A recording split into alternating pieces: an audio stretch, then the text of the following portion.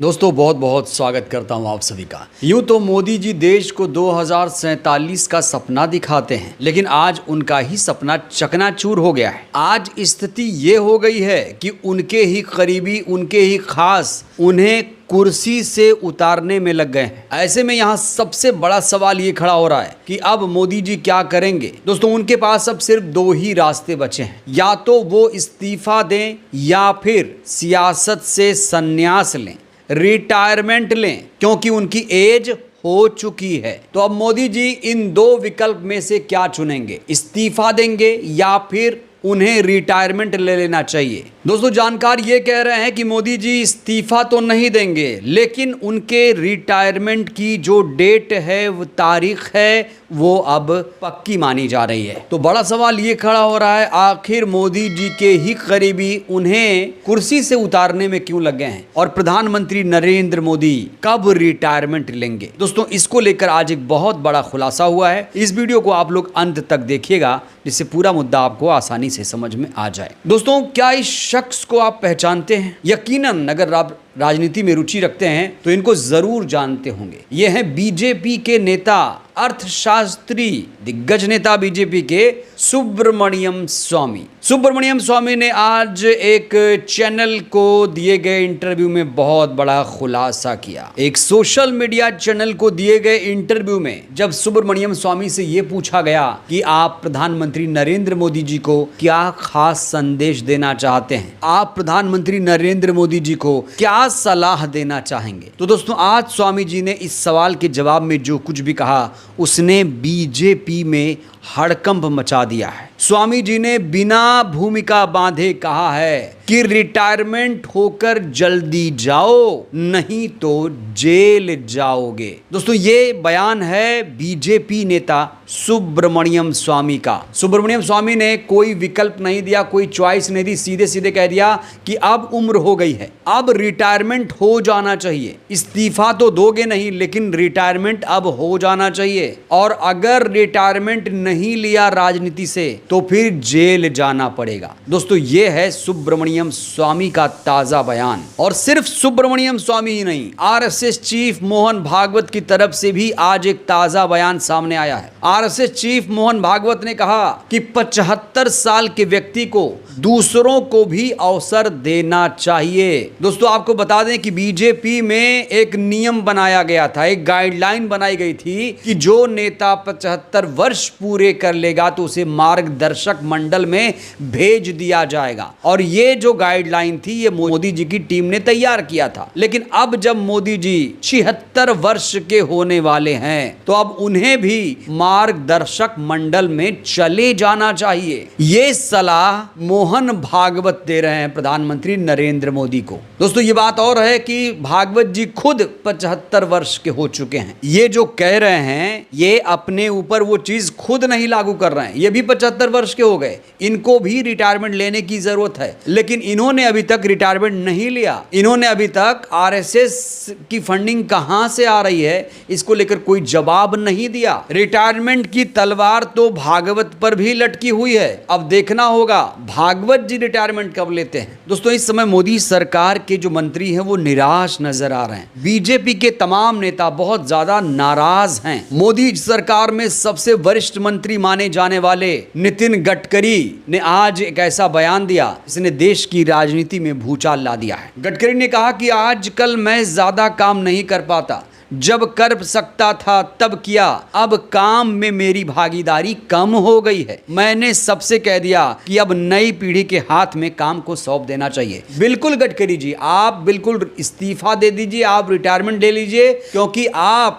Highway minister थे लेकिन आप पेट्रोलियम मंत्रालय का काम कर रहे थे, आप पेट्रोल में इथेनॉल मिला रहे थे, उसका समर्थन कर रहे थे। आपको तो बिल्कुल राजनीति से संन्यास ले लेना चाहिए, आपको तो इस्तीफा दे देना चाहिए। ऐसे मंत्री की देश को कोई भी जरूरत नहीं है। तो अब गडकरी जी बहुत ज्यादा थक गए हैं, कह रहे हैं कि अब काम नहीं कर पा रहा हूं। जो सच्चाई है गडकरी जी स्वीकार कर रहे हैं। तो मोदी सरकार के तमाम जो मंत्री हैं, तमाम जो बीजेपी के नेता हैं, अब थक गए हैं और सबसे ज्यादा थक चुके हैं प्रधानमंत्री नरेंद्र मोदी। प्रधानमंत्री नरेंद्र मोदी को लेकर कांग्रेस के महासचिव जयराम रमेश ने आज एक बहुत बड़ा बयान दिया। उन्होंने कहा कि बीजेपी नेता फर्जी राष्ट्रवादी हैं, वंदे मातरम के मुद्दे का राजनीतिकरण कर मोदी शाह लोगों को छात्रों से जुड़े असली मुद्दों से ध्यान भटका रहे हैं।